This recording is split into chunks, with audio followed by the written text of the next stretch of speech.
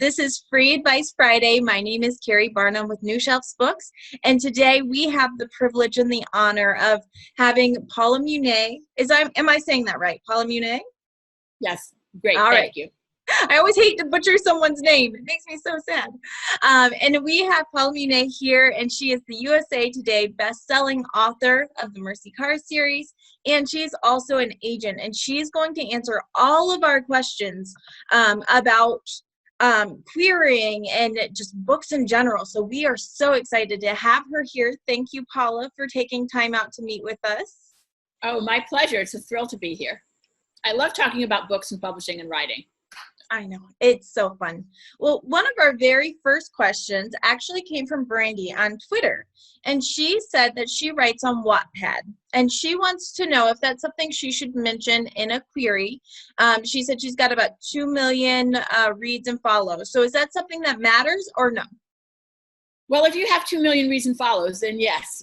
It's a numbers game, really. So if you're doing Wattpad or some similar kind of service or platform, then you need to have a big following for it to matter, right? Otherwise, it doesn't really say much. So in her case, I would say, yay, yay, yay, that you have such a big platform, and I would certainly mention it.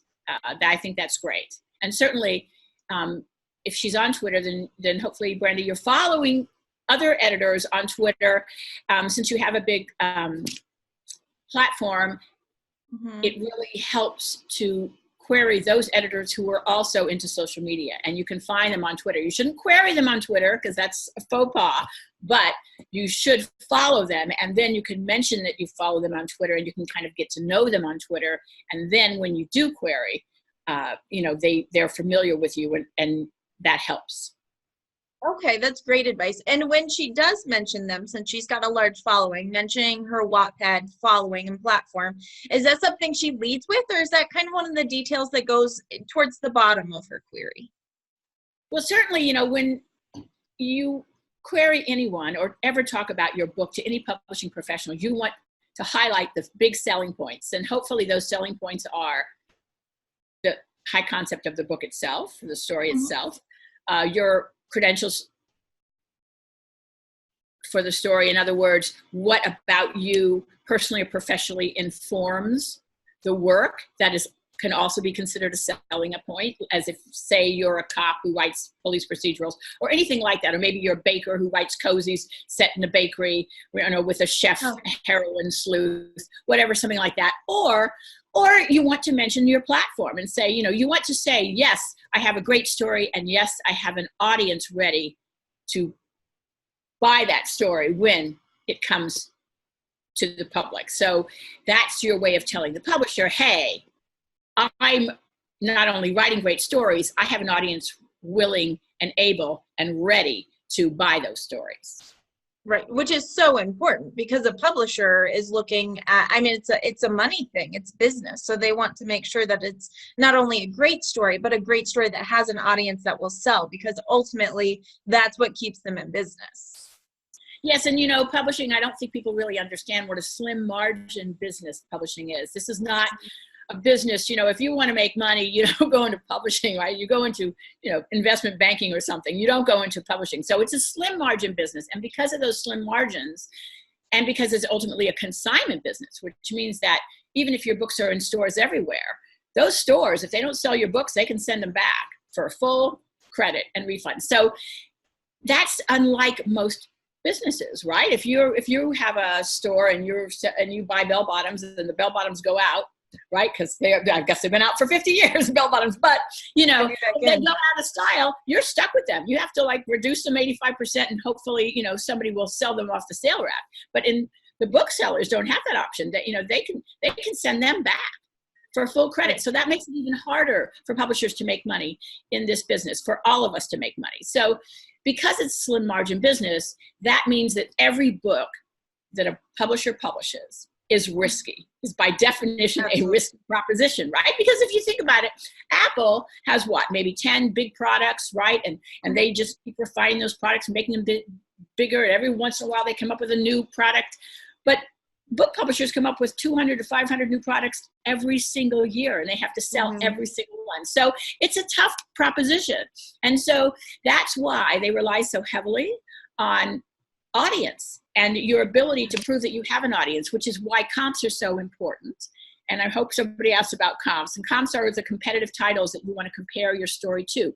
Again, it proves that you have an audience. If this reader loved X book and my book is like X book, then that proves that I may have an audience. So do your comp research. It's important. And that's why, because it speaks to audience, and audience speaks to sales. Fantastic. So what I'm hearing over and over again is you need to find your audience and you need to show that to the agent that you're querying. That's top priority, is showing that you have an audience and who they are. Yes, exactly. So that's why you want to be able to name those comps, and you want to be able to talk about the writers who, like you, are relatively new. That is, they have broken out in a publishing landscape much like the one today. Because I always tell people, publishing has changed more in the past 15 years than it has since Gutenberg. Right. You have ebooks, and you have the rise of the change and the decline of the indies, and then the decline of the chains and the rise of the indies, and then you have ebooks and you have Amazon.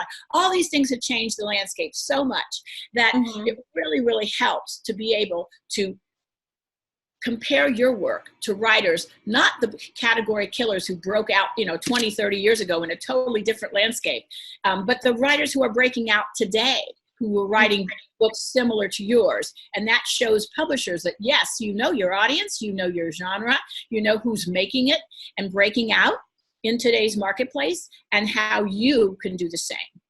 Fantastic. This is so good. And I know that all of our authors are getting so much from this. So our next question is, my book is a memoir about Blossom, the wild doe who lived in and out of my home for 10 years. She was featured on National Geographic.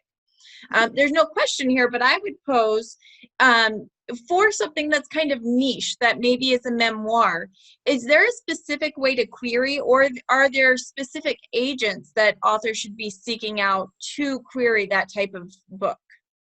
Well, memoirs can be hard because, unless you're a Kardashian or something, a celebrity, right? Memoirs can be difficult. That said, what matters most is your book proposal. So I think what a lot of memoir writers don't understand is that because their books are in fact nonfiction, they need to shop them with a book proposal. And a book proposal is a special kind of sales document that you need for nonfiction. And it talks about platform, it talks about marketing, it talks about comps. And so what you need to do is make yourself a good book proposal. And just in preparing a book proposal, you will see the kinds of things you need to sell a memoir, right? The kind of comps you need, the kind of organization you need, because basically what you need to do is say, okay, the good news is sounds like a nature memoir in some ways, right? And people right now, those are big. Nature memoirs are big. So that's good. So that can help. But you also need a platform. So if she has gotten some exposure, right? You've got the National Geographic's exposure, which is great. So you definitely want to, when you prepare that book proposal, and if you want to, you can go to careerauthors.com and just search for my book proposal, which article, the blog that I wrote, and it can tell you what needs to be in that book proposal. So that's careerauthors.com. Search on book proposal, and mine will come up, and it'll tell you exactly what needs to be in the book proposal. There's also a great book called How to Write a Book Proposal by Michael Larson. So anybody who's writing nonfiction needs a book proposal, and in preparing that book proposal, you will see the kinds of information that help you sell, and the kinds of selling points that they're looking for. And I have samples. If you want, you can email me and I will send you some samples. So, but it is important that you have that, and it's important that you be able to distinguish what makes your memoir special from all the others out there. That's important for all writers, but it's particularly important for memoirists because memoir is a difficult area to sell in. It's not impossible.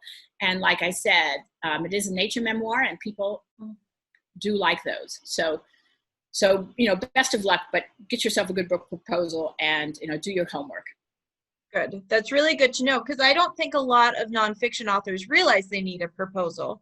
So all of you who are nonfiction, especially for memoir, take yourself over to Career Authors and search book proposals. Paula has so kindly offered some great information to where you can find information on a proposal. So make sure that you get that. And yes, you do send that book proposal right over with your query, correct, Paula? Yes, I mean, if you say, you could either, some agents won't look at anybody's attachments from people they don't know, right? So you might just make that part of your query, and instead of saying, would you like to see my manuscript, or I'd love to send you my manuscript, I'd love to send you my book proposal. That immediately tells the agent that you know and understand the requirements of selling nonfiction. So you're ahead of the game right there, because a lot of people don't understand that, right? So any kind of nonfiction, you need that book proposal. And some agents now even ask for book proposals for fiction, which is interesting. But for now, you don't have to really worry about that so much for fiction. But for nonfiction, you absolutely have to have a book proposal. And if you say you've got one, that puts you ahead of the game right there. Perfect. All right. And if you would send me one of your proposals directly or something like that, we can share it with our people. That would be great. We want to make sure that we don't overwhelm you with all of the love from our community. Okay, yeah, no, I have a little blueprint I can send, and that should help. So fantastic. We would appreciate that so much. All right, our next question is about the number of words for children's books for different ages, specifically a beginning chapter book for ages 6 to 8. Do you have a specific word count that you would keep in mind? Okay, so chapter books tend to be short. I'm thinking around 20,000 words. I don't really represent chapter books. I do middle grade, which can be around 40, 50,000 words, and then YA, which is around 80, maybe higher, depending if it's older YA. So every single kind of children's, and then picture books have their own requirements. So every single subgenre of children's books has a particular word count requirement, and also some of the imprints themselves have particular word count requirements. So you need to do your research. You need to find out who's publishing books like mine, how long are they, and the best thing you can do is join the Society for Children's Book Writers and Illustrators. So it's SCBWI, and it's some terrible acronym, but it's the Society of Children's Book Writers and Illustrators, and they have amazing resources, and you don't have to be published to join, and they will send you all kinds of information. I mean, they're actually one of the best genre associations there is, and they will tell you everything there is to know. So I would definitely encourage you to join that organization. And all of you, join your genre association, because that's where you'll find out who's selling what, you'll find out what the requirements are, you'll find out, what editors are buying what, all that. It's all good stuff. Plus, you'll make the kind of connections you'll need once you do sell, for blurbs and endorsements and all those kinds of things, and your fellow genre writers should be your friends and your allies. Got it. So that's really great. So go ahead and make sure that you're getting into the community. You're finding published authors that are similar to you and checking out their word count. I know Paula threw out the number that she thought maybe around 20,000. I happen to have a 6 and a 9-year-old, and I think she's right on the money. Between 15 to 20,000 tends to be what is most popular. But get into the genre, get into the societies that are going to give you all of this information so that you can be connected and well informed. All right, now, Paula, I know you just mentioned about getting into societies and working with people in the writing industry so that you can reach out for endorsements and things like that, which leads me to a question for you specifically. What came first, the agent or the author? Well, I started off as a reporter a million years ago, back in the dark ages, and I went from working and writing and editing for newspapers and magazines to book publishing on the production side. I was managing editor of Prima, which is now part of Crown, which is now part of Penguin Random House. And then from there, I got into acquisitions. So I was an acquisitions editor, and acquisitions editors are those people who acquire projects for book publishers. So I was one of those people for many years. And meanwhile, I kept writing, mostly nonfiction. And then eventually, I became an agent when my own agent asked me to join her agency, the fabulous Gina Panettiere of Talcott Notch. And I kept on writing. But I always had a sort of secret yen to be a mystery writer, I think ever since, Nancy Drew as a kid. But it was sort of a secret yen. And although I did join Mystery Writers of America, and I hung out with mystery writers, and I represented a lot of mystery writers and crime writers, and I always loved that genre. But then I also wrote 3 books on writing. And one is called Plot Perfect, one is called Writing with Quiet Hands, and the last one, the most recent one, is called The Writer's Guide to Beginnings. And when I wrote that book, I needed a chapter that I could use to show the various iterations that you go through, because the first chapter is so important. That first page, that first line, that first chapter, because the truth is that if you're sending out queries and you're not getting any response, or you're getting negative responses, it's because that first page doesn't, if they ask to see it, that means the query worked. But if they don't buy it or ask to see more of it, that means the first page or the first opening chapter didn't work. So ask yourself, are my queries getting me requests for submission? If they are, yay, your query's good. If then you don't hear anything, or you hear only negative responses to those opening pages, because nobody reads past the opening pages. I mean, they really don't. Even buyers don't. So they've done all these studies that show that the way people buy books are like this. They look at the cover, the title, and the author. If they know the author, that's half the battle. 90% of readers would prefer to buy a book by an author they know. So you already have this challenge, right, as a debut author, because nobody knows your name. Then they look at the cover. If they like the cover, they keep going. They turn the book over. They read the jacket. They like the jacket. They turn to the first page, and that's where the buying decision is made. That first page confirms or denies the fact that this is the book the kind of book they like to write, right? So if it's the kind of book they like to write, that decision is made. They buy the book. If not, they put the book down.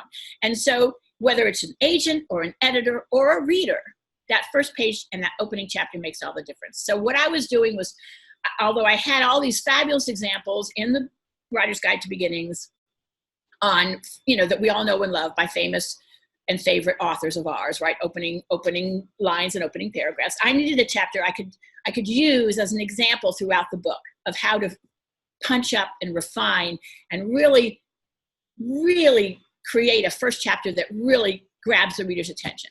And so I just wrote one myself as a sample for this book. And my agent said to me, "Oh, I like that. You should keep on writing." And that became my mystery series, ironically enough.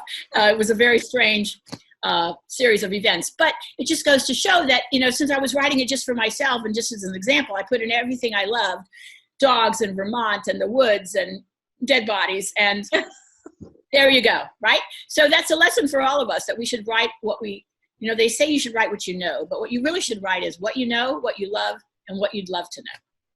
Right. I think that's so important, because that passion comes across. I mean, if you're just writing something because it's a popular genre and, well, this sells, so I'm just going to write that, it's going to fall flat and a little dead on the page. So I think that's such good advice, and I love that. And I know that you were able to, when you did release your book, you had so many friends and authors and people who are willing to take a glance at the book and a couple of reviews and that kind of thing. So that probably helped your book launch tremendously, correct? Absolutely. I've been part of this writers community, especially the crime fiction community. And, we like to say in crime fiction that the reason we're such nice people is because we get out all our aggression and hostility on the page, murdering people. But I think most genres, those genre associations, you make friends, birds of a feather.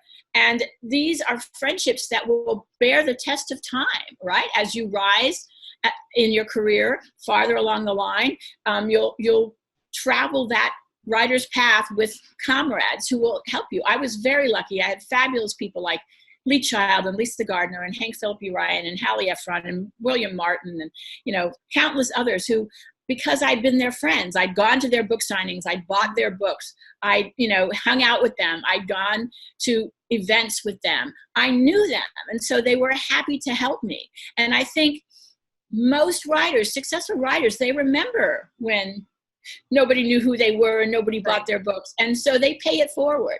So that's why it's so important to be part of a writer's community, and it's even more important now, and publishers are recognizing that. And that's why if as part of your bio, you should always say, I belong to my genre association, I go to conferences, I listen to Free Advice Fridays, I do all these things, because that means that you're part of the community and you have an understanding of how the business works. Because it's hard enough to be a great writer, right? Write a great story. That's step one. But once you've written that great story, then and you get a contract, you have to go from being writer to author, and that's another whole career that you have to right. So that will help you. That gets you there, and publishers recognize that the writers who have the best chance of succeeding are not just the writers who write fabulous stories. That's a given. The easiest way to get published is to write a fabulous story, right? That's the easiest way. Just write something fabulous. It's that hard and that easy. No problem. Right. But the second part of that equation is being an author.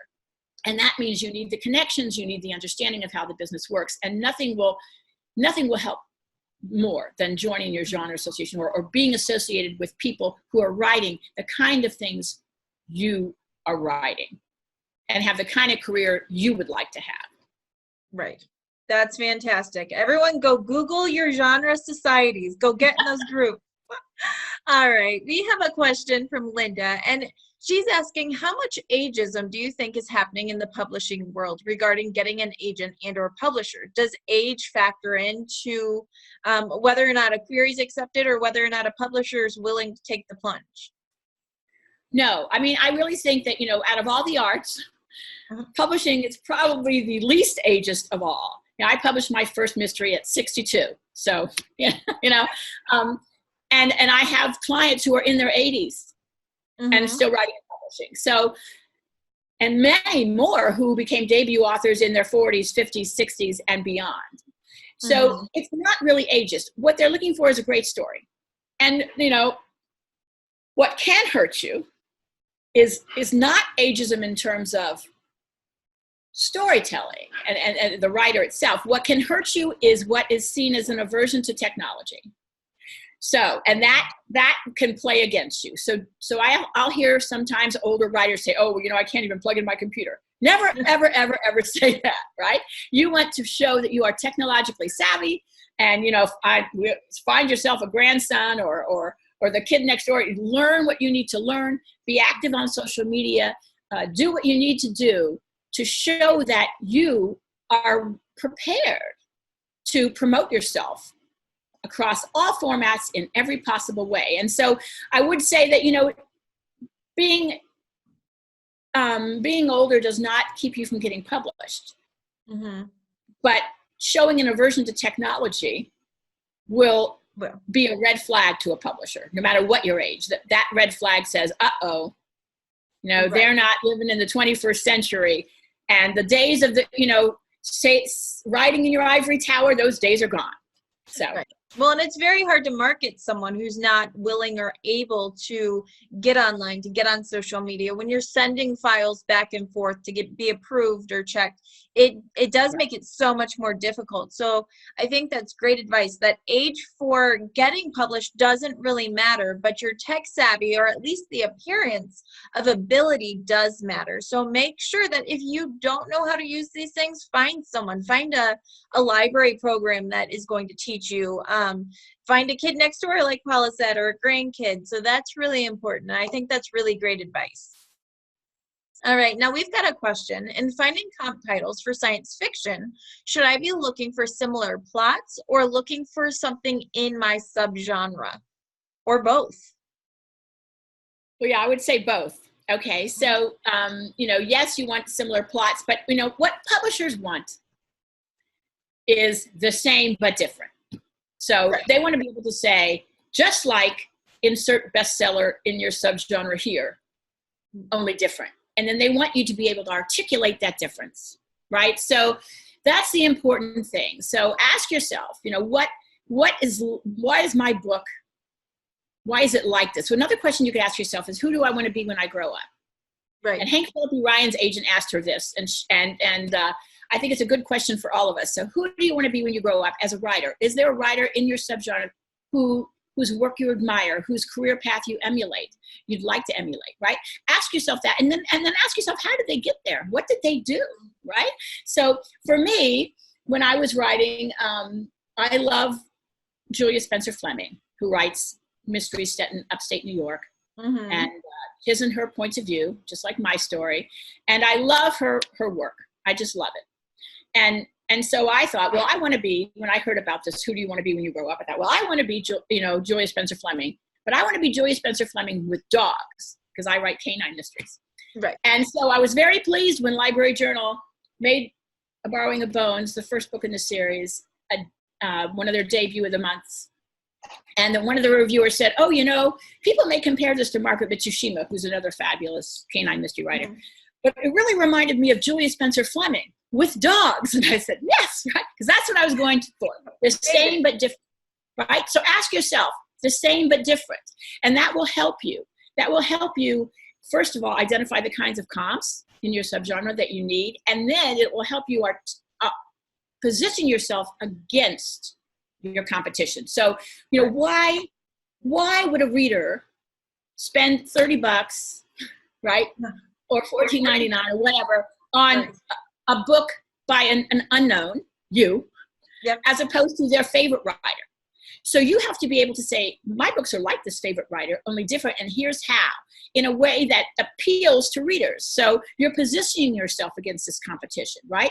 So you're honoring them and positioning yourself against them. Right. So that's what you need to do. So ask yourself, what stories in my subgenre, especially those published in the past 3 years by upcoming new authors, because that's what editors have to take to their publishing boards. So if you're lucky and someone loves your manuscript, and that acquisitions editor has to take that manuscript to her publishing board, which is made up of salespeople and publicity and marketing people and bean counters and you name it, everybody and their brother, and they make that decision together, right?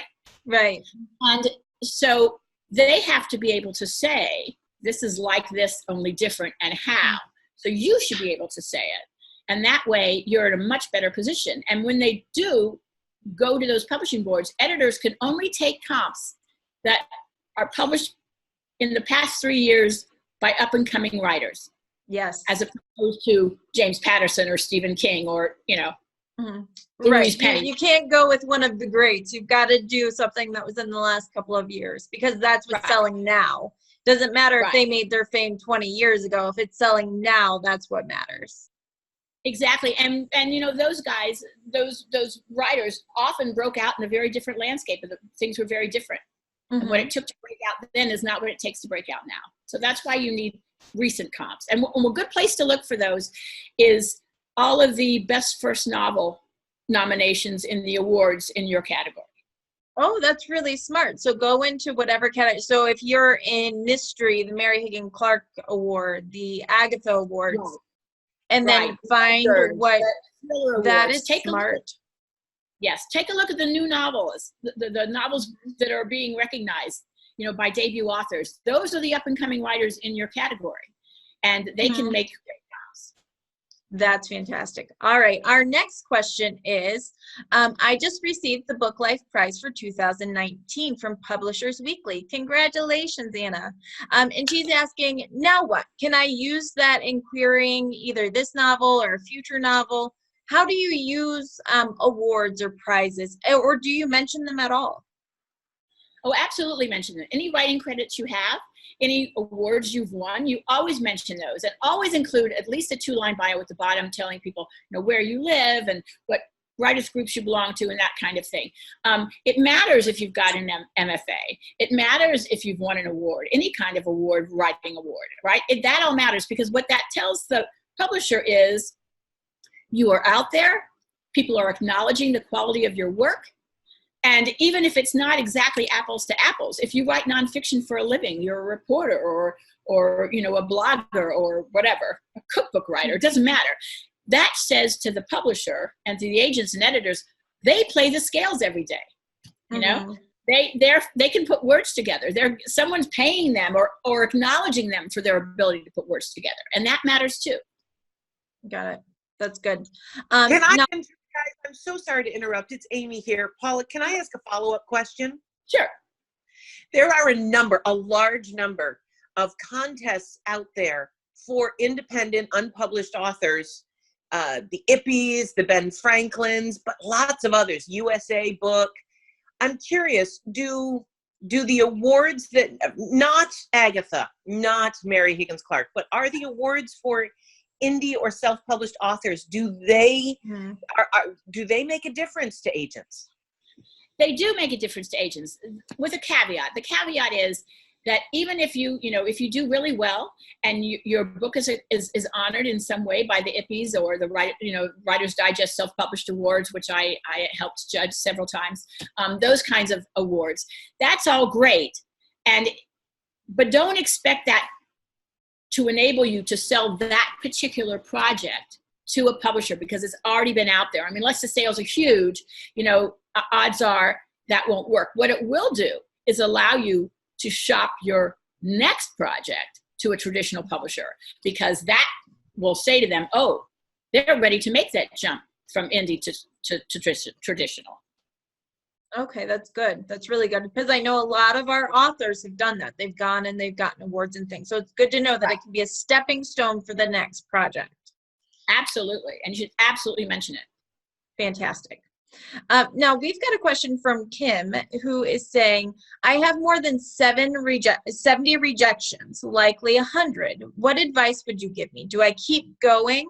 And I think the question would also kind of morph into, what if someone's getting that many rejections with no acceptance? What is your first gut thought? What do you think is probably going wrong? Well, it's not an easy question to answer. It depends. So if by rejections you mean you're sending out queries and nobody's answering your queries, or requesting submissions based on that query, that means your query doesn't work, right? Right. Not necessarily that your book doesn't work. It means your query doesn't work. If you've written a great query and people are requesting the story and then you get rejections and you've got 70 of them, then you have to take a hard look at the book itself, especially the first 50 pages, right? Because odds are they didn't read past the first 50 pages. So I can tell you that even for myself, I always line edit the first 50 pages of my client's work. And I don't line edit. I don't take on writers who need line editing, but I do it myself because I know how important those first 50 pages are. It can also be, I saw this when I first began. I went from being an acquisitions editor to an agent. And when I did, I read so many opening pages, right? And I saw some things that I realized there are a lot of writers this close to getting published. They're this close, but they're doing something basic that they don't understand, makes it hard to sell their work. Right. And so much so that I wrote Writing with Quiet Hands, which is a writing book. I wrote it for those people who are this close but are doing something wrong. And a lot of times that something wrong has to do with the reader's expectations. The reader's expectations. What I mean by that is, if you're writing in a given genre, readers love that genre because that genre gives them a particular kind of reading experience, right? If you love romance, you love Happily Ever After. If you love crime fiction, odds are you like chaos brought to order, right? There's certain themes that go along with science fiction. If you like science fiction, you many times, like fantasy is a whole different thing, but then maybe it's also often very political, right? Or it's hard science fiction, it's the science that you like, right? So readers bring a certain set of expectations to every subgenre, and you have to make sure you meet those expectations. There's an old saw in publishing that says the first page sells the book, the last page sells the next book, which speaks to that reader's experience. Are you providing the reader's experience that they expect? Which does not mean you have to follow a formula. It just means you have to acknowledge that formula, right? And not go crazy. So ask yourself, one, am I meeting the reader's expectations for this genre? And then ask yourself, how many points of view do I have? What tense am I writing? There's a lot of sort of second level craft aspects to this. And often it's point of view. Point of view, I believe that point of view keeps more good writers from getting published than anything else. Really? Yeah, in terms of fiction. In terms of nonfiction, It's organization and hook. Yes. You need a hook, and you need organization. If you're writing literary fiction or women's fiction or upmarket fiction, think about using an organizing principle. That can help you. So all these things can help you. And, there's only one rule in writing, and that's keep the reader reading. That's it. Keep the reader reading. That's the only rule. That said, all these other rules are there to help you achieve that one big rule. Right, exactly. So point of view, tense, readers' expectations, conventions of the genre. Mm-hmm. There are conventions every genre has. You don't have to follow those conventions slavishly, but you at least have to acknowledge them and tweak them. And the worst thing you can say to an agent or an editor is, you've never read anything like this before. Because everyone thinks that, and it's never true, right? And it's not even good, because people are coming to you for a certain kind of reading experience that's the same but different. They don't want something they've never seen before, because nobody knows how to sell that. Nobody even knows what it is. Every once in a while, a writer comes along and truly creates a new genre, like say Gregory Maguire, who wrote Wicked, and all these books turn fairy tales on their head. Yeah, that was a whole new genre. But mostly, if it's half of this and half of that, you can't sell it. Right, because it doesn't quite fit any one group. Right. It doesn't meet any reader's expectations, right? Because it's half of this and half of that. That's good. Now, a follow-up question was, if someone sends in a query and they have a request for more, if they have a request for a sample, do they have to send in the first chapter, or can they send in any chapter they'd like? Oh, no. It's fiction. Absolutely. You have to send, chronological order, right? Because in fiction, every scene builds on the next scene. It's like a choo-choo train where every car is hooked, right? And the machine, the engine pulls the narrative thrust of the engine, pulls those cars along. They have to be hooked, and they have to make sense, one leading logically to the next. In terms of nonfiction, if you'll have a book proposal, and what you'll usually send along with that book proposal is 50 pages of material at minimum. And usually those 50 pages they have to be the introduction, the first chapter, and then you can pick another sample chapter. But that's for nonfiction only. Okay, that's important. Go online, guys. Go chapter by chapter. Don't say, but this is the best chapter, and try to sneak that in, because that's not going to make sense to the agent reading it, because they don't have the backstory.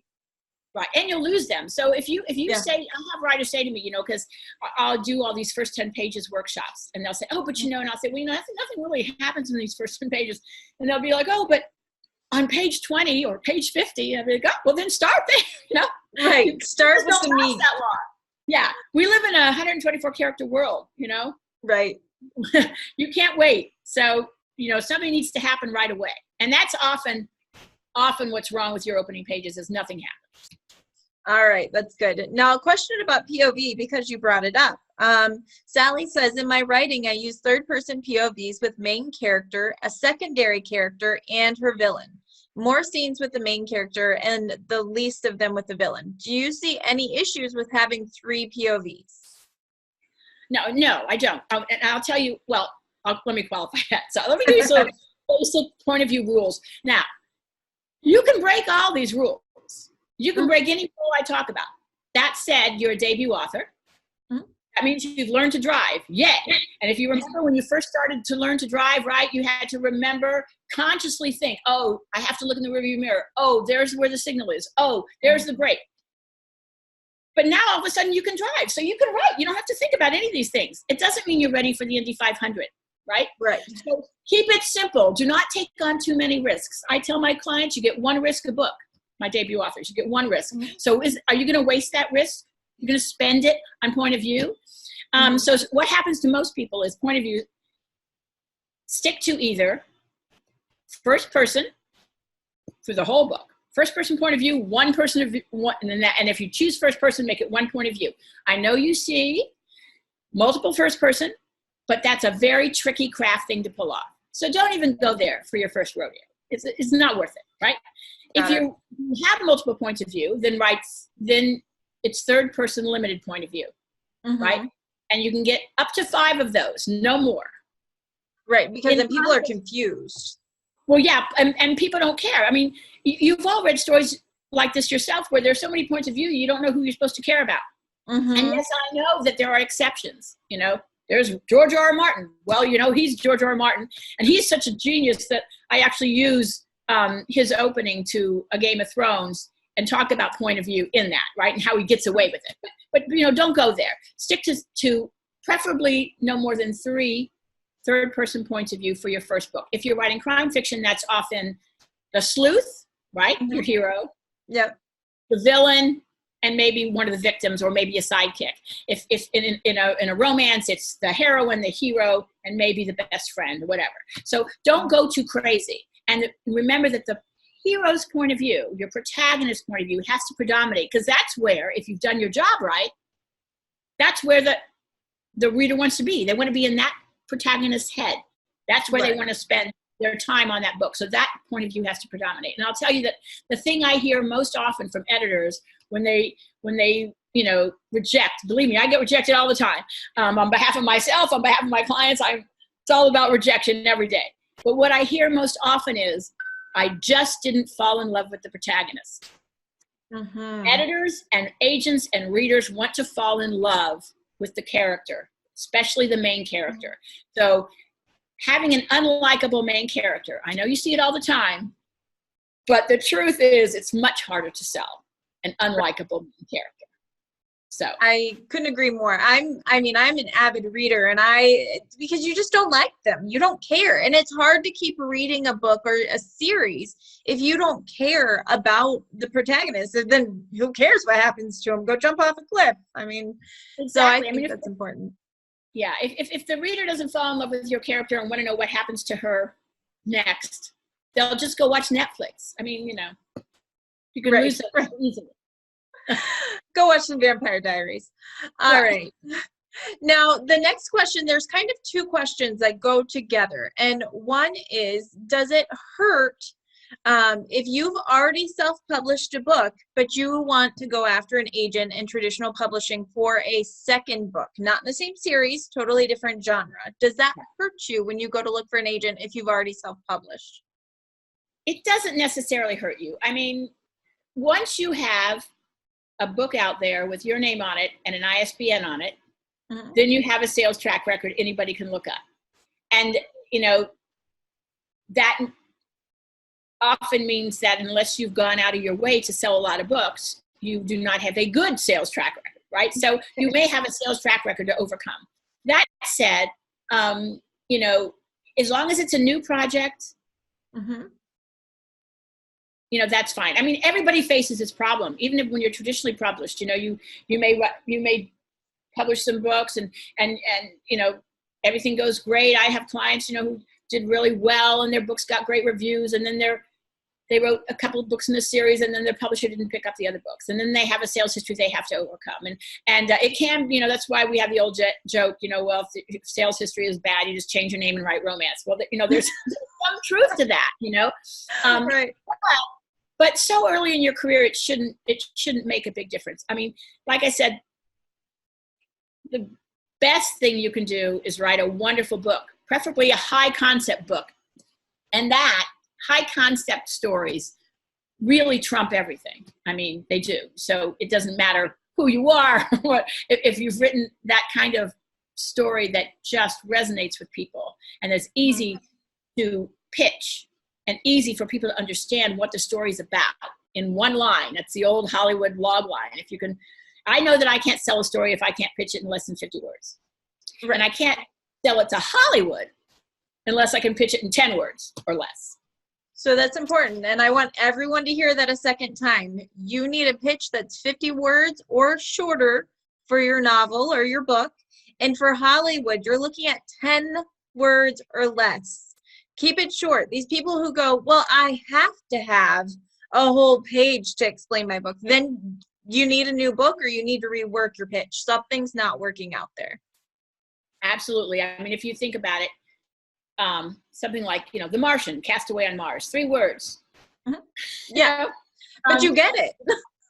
Yeah, you know what it means, Castaway on Mars. So So ask yourself, how you can pitch your story, because that log line matters. And once you have that log line, you can memorize it. And then no matter where you are, Kevin Bacon land, 6 degrees of separation, you can pitch it. I had a client who was an emergency room physician in out west. And he had a patient come in who needed an emergency appendectomy, and he did the emergency appendectomy. The guy turned out to be a big shot at a studio in Hollywood. He pitched him his book in 50 words or less. We've optioned that story like half a dozen times. So you just never know. You should always be ready to pitch your story. And if you've got it down to 50 words or less, you can pitch it anytime, anywhere, including that disabled elevator, right? Yes, the darn elevator pitch. All right. Now, to follow up to the self-published to going for a agent, a question we have is, my agent did not find a home for my novel, so I self-published it, and I did receive some success. Should I write a sequel to my first novel and possibly self-publish again, or just go and do something completely different?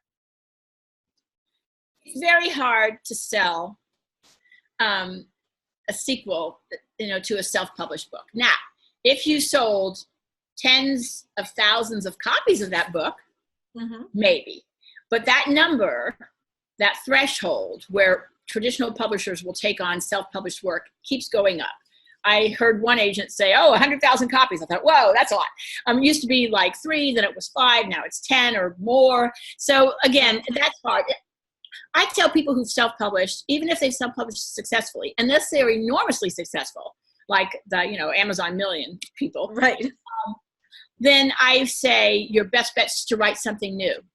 And I say this all the time, not just to self-published authors. I say it to traditionally published authors whose publishers have not picked up or are not expanding their series. Write something new. I know that you love those characters, and you want to keep writing about them. And people keep saying, I want to see the next book in that series. They don't care. But in terms of long-term career growth as a writer and surviving for the long haul, you have to reinvent yourself, usually at least more than once. And so your best bet's to write something new. All right, that's good advice. Now, the next question comes from a gentleman who's been in corporate. He has been writing for several years. He's had some success, gotten into some Barnes and Nobles, and he wants to now pitch himself to traditional publishers. But he says, I don't have an agent, and I question if I need one at this point. What do you have to say to that? Do you think that everyone who wants to be traditionally published needs an agent, or can people pitch themselves to a publisher? You can pitch yourself to certain publishers, but most like the big 5, they don't accept anything but agented submissions. And the reason they do is that my first week as an agent, I got 1,000 queries. My first week, nobody even knew I was an agent. Yeah. And we all get tens of thousands of queries a year. And we're agents. Imagine how many the publisher would get. They can't deal with that, and they don't want to. So agents have become one of the series of gatekeepers, right? And that's just because of the massive volume of material. It's so easy now to hit send and query the world, right? So that's why. Also, the expectation is that if an agent represents you, you have achieved a certain level of craft, right? Right. So I think that if you want to be published by the big 5, you need an agent. I mean, unless you say you won the St. Martin's Minotaur, they have a crime fiction contest every year, and you won that, okay? But then mostly, I have a couple of clients who have won that particular contest, and they got agents. The easiest way to get an agent, it's like getting the money for a loan. You go to the bank and prove you don't need the money, they'll give it to you in a minute. So if you've got a contract in hand, go run, don't walk to the nearest agent you can find, and that's an easy way to get an agent when you already have an offer. Right. That said, I believe in agents. I have my own agent. So I believe in agents, and I am an agent. And as an acquisitions editor, I relied on agents to send me the kind of material that I was looking for. So there's a lot to be said for that. That said, there are publishers like Kensington and the smaller publishers who will take unsolicited submissions. Okay. And really, an agent is not only does it kind of show the publisher that you've been vetted a little bit, but the agent is also there to help protect the author and make sure that they are getting a good deal, right? So it's not just to get in the door. It also is kind of, it's a big brother, a big sister protecting you as you're selling your book to a publisher. Absolutely. Publishing contracts are notoriously crazy. Yep. And so it's good to have an agent, who understands the way the publishing contracts work. It's also good to have an agent who becomes, in effect, in a good cop, bad cop relationship. It's good to have an agent because invariably issues come up with a publisher, and you want someone to, face those challenges on your behalf, so you can remain the lovely writer, and then your agent becomes the bad cop who steps in when you hate your cover or whatever it happens to be, right? Right. But the agent also can, in our recent experience, Keri and I have a client who's coming out with her third book, and she was offered in the mid five figures, low mid five figures for her book. And she took it to her agent, her former agent from her other book, who took her back on again. Why do you need an agent if you already have a contract? Well, this author took her offer to an agent who signed her and got her 10 times, I'm not exaggerating, 10 times the offer, because the agent went right back to the publisher and said, this is a ridiculously low offer for a book like this. And they came back with an offer 10 times as high. Mm-hmm. Yes. Exactly. And often, sometimes the saddest thing to me is when an author comes to me and they always wanted to be traditionally published, and they knew that they couldn't submit to the bigger houses, so they ended up with a contract offer from a smaller publisher. And I tell them, oh, don't sign with you. This is great. We can sell this elsewhere. And they are so determined to hold on. They're so worried about losing that one, right? So I hate to see that happen, right? And I hate to see writers who are given offers, take those offers without making an informed decision, right? And an agent can help you make an informed decision and hopefully understand the value you're bringing to the publisher and making sure you get the most for that value. Right. That's really important. So an agent is there to kind of vet you and help you to make your work better. And it's also, an agent's purpose is to protect you, to help you field publisher questions, to help you with your rights, to help you make sure that you're getting the most for your contract. So an agent isn't just someone who sends out more queries on your behalf. An agent really has a very rounded role to have someone on your side and in your corner. So I agree. I think it's so important that if you're going after the big publishers, you need an agent on your side. Everyone needs, a best friend in their corner, and in the writing world, an agent is kind of that best friend. Yeah, and especially if you envision this as a long-term career, there's strategy involved, there's career growth involved, there's steps up the ladder, going from get that first contract and maybe, it's with a smaller publisher, but you want to make the break to a bigger publisher, all these sort of strategic aspects of your career, an agent's there to help you make that happen. Right. That's good. Now, we have a question about obtaining representation for screenplays and scripts. How do you shift from, if you have an author who has a book and wants to kind of shift over into screenplays and script? Any advice? Okay, well, I represent a lot of screenwriters who are also novelists. I don't sell their screenplays, I sell their novels, okay? So that's a different thing. Screenwriting is a different thing. It's LA, it's managers, it's different kinds of agents, it's script agents as opposed to, I'm a literary agent, which means I represent literature, write books, right? Now there are, book to film rights, so the old joke in Hollywood, I have a lot of friends in Hollywood. The old joke in Hollywood is if you want to sell your first screenplay, write the book, publish the book, and then, and then hopefully they'll make your book a movie. Right. So it's difficult. I mean, if book publishing is difficult, Hollywood's even more difficult. That said, people do it every day. And again, another way to get in there is contests. So I have a client now who's been very successful, and she's written a screenplay version of one of her successful novels, and it's just made the finalists for a big contest out there. So there's the Nichols Fellowship contest, there's a bunch of other contests, and that's one way to get your screenplay in front of people. Otherwise, a literary agent can't necessarily do that for you, and may not want to. Right. It's a whole different area. Yes. We're happy to sell the movie and TV and film and performance rights to your novel to Hollywood. And there our strategy is take the money and run, because, it's a crazy business. They're crazy out there. I love that. All right. Our next question is from Margie, and Margie says, I'm writing a trilogy of short horror stories. 2 are short, but 1 is much longer and could actually be a standalone book. Do trilogies or thrillologies need to be consistent in length? Do readers expect that if there's a collection of short stories that they're all the same length in general, or is it okay to have some different lengths in there?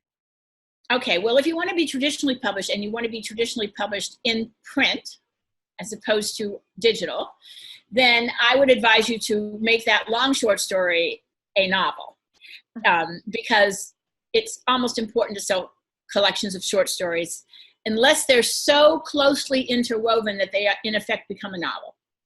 So it's very hard to sell collections of short stories. Now, there's an active market for horror short stories in the realm of digital publishing.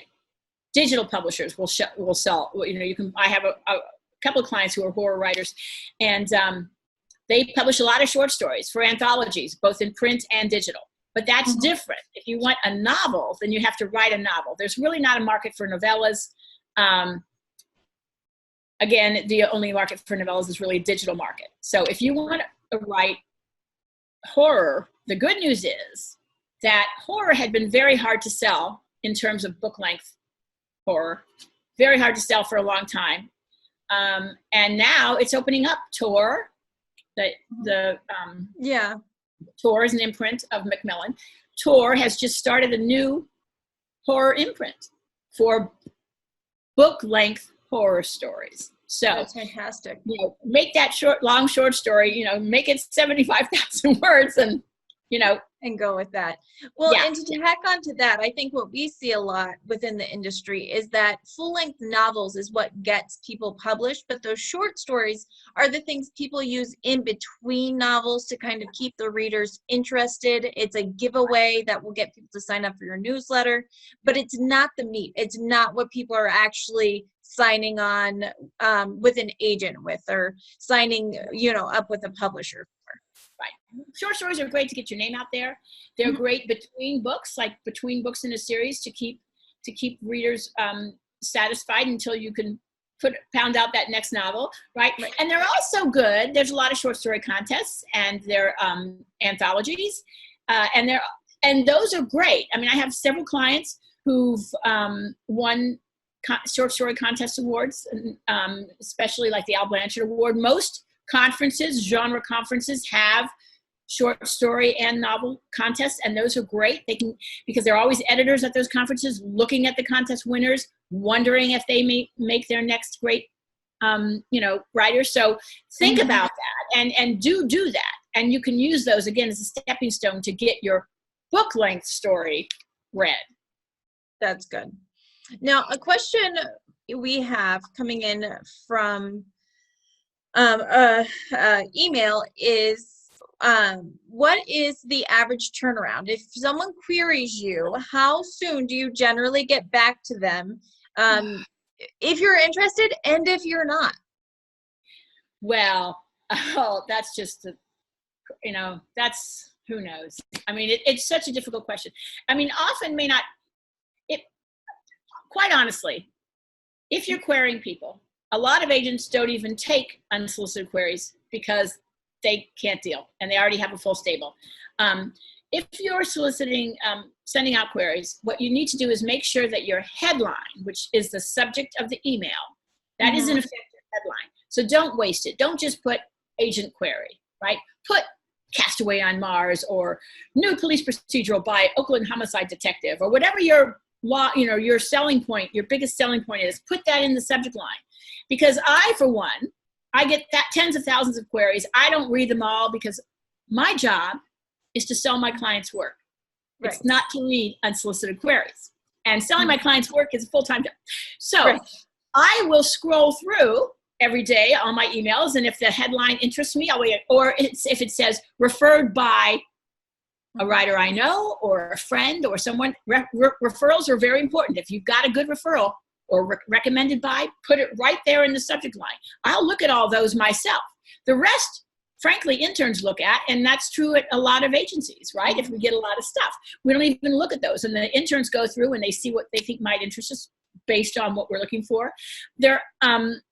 So I would use that subject line. And then in terms of response time, often if I see that subject line and it interests me, I'll be like, oh, send it right away. That doesn't mean I read it right away, because again, my first thing I have to do is read all my clients' work. And I think all of them have been busy. All they did over the holidays was send me new stuff to read. I'm like, really? Like, all these manuscripts to read. So, but I read for a living and I love to read, so that's good. So, but it can take a while. It can take months, honestly. It's a terrible system. The good news is that if you do things like this, or if you follow your favorite agents and editors on Twitter, if you go to conferences and meet them, any way you can make an end run around what is admittedly a terrible system, then you should do it, right? And then enter the contests that every subgenre and every genre has contests you can enter. Do all those things you can do so that you can get noticed. If you're writing great short stories in your subgenre and they're getting published in the venues that are well known within that genre, and you write a great short story, editors will come to you and say, oh, have you written a novel? Right. They'll search you out. Right, exactly. So, it's kind of up to you to really work the room in terms of getting your name out there, getting your work out there. And that way it'll make it easier. And hopefully the response time will be cut down because people are eager to sign you, right? Often, and it's just as bad for me as an agent sending it out to editors. It takes me a while to get the editors to read it. And usually the fastest way to get the editors to read it is if, an offer comes in, then everybody reads it. I know editors who only read what I send them when there's another offer on the table, and then they're, FOMO, then they read it right away. So it's not a great system. It really is not a great system. That said, there are ways around that system. And so you should take advantage of all those and make sure you have a kick-ass query, make sure you have a kick-ass first chapter, and that will buy you a lot more in terms of response time and in terms of quality of response, getting the response that you want. That's good. Now, does every query get an answer, or do some of them, there's just not enough time in the day and they don't get answered? It depends on the agency. Some agencies, no answer is no. Yep. If you don't get an answer within 3 months, it's no. What you need to do is, agents are very different. We represent very different kinds of material. We have, it's a very subjective business in some ways. Why do I love this book and you don't? So you need to do your homework and go to the agent's website and find out a little about them. And they all have different submission requirements, right? So follow those rules, because I know if you query me and you didn't follow the instructions on the website, I just hit delete. It's an easy no for me, right? It's easier to say no, right? than to read 1,000 queries a week. So if you say, like, I just got one today, dear Mr. Paula, so make it hard for us to say no, right? Write a kick-ass query, write a great headline, make that high concept. I can't wait because I don't want any agent to get there first. And I do meet people at conferences and at workshops and online, and I meet them through genre associations. I meet them all kinds of ways. And some of them are like, oh, I have to read his stuff and I have to read it fast. Or I get a referral, right? From someone whose taste I trust. oh, I better read this before somebody else does. So you want to try to build that kind of buzz before urgency. Yeah, that's good. Now, if someone queries and they either get a no or they don't get a response, should they ever resubmit or should they just move on? Well, okay, if you don't get a response, then, pester nicely, nicely being the key word here. I always give people permission. Pester me. If I've requested a manuscript and I haven't gotten back to you, I say, pester me nicely, right? Mm-hmm. And eventually, when you get thousands and thousands of emails, you could send it to me a month ago and it's literally 10,000 emails down, right? Right. So pester me nicely. So if the agent gives you permission to pester nicely, pester nicely. If you don't have a response, or if you get a revise and resubmit, then absolutely, there are people whose work I've read who, is close, but not close enough. Right. And they have a little work to do in terms of craft or in terms of storytelling. And then they revise and resubmit. Sometimes, that works. But you have to be willing to do the work. And the most important thing I can tell you is be open to revision, because writing is rewriting. And anyone who doesn't understand that is going to have a tough row to hoe. And I'll tell you why, because it never stops. Even if you get a contract, if you get an agent, the agent will, odds are, most agents are former editors. And editors, I can tell you as an acquisition former editor myself, we won't send it out till we think it's ready. So we give you notes. And then your editor gives you notes. Everybody gives you notes. It never stops until the book hits the stores, right? And even then there are reprint corrections. So, writing is rewriting, and you have to accept that. And the writers who resist, I always tell people, resistance is futile. It really is. And it signals to the agent or the editor that you're not going to be open to revision. And then that could mean problems later on. So don't be one of those people. All right, that's so good. Well, Paula, it is actually after 11. You have been so gracious with your time, and we appreciate it. Again, this is Free Advice Friday. I'm Keri Barnum for New Shelves, and we have been talking with Paula Munier for a little over an hour. She's just been wonderful to us. USA Today bestselling author and agent. So thank you again so much. I know that our authors will get so much out of this session. We appreciate you, and we can't wait to read the third book in the Mercy Carr series. So go finish it. Okay, well, thank you so much. It was lovely being here. All right. Thank you, Paula. And we'll see all of you next week. Bye-bye.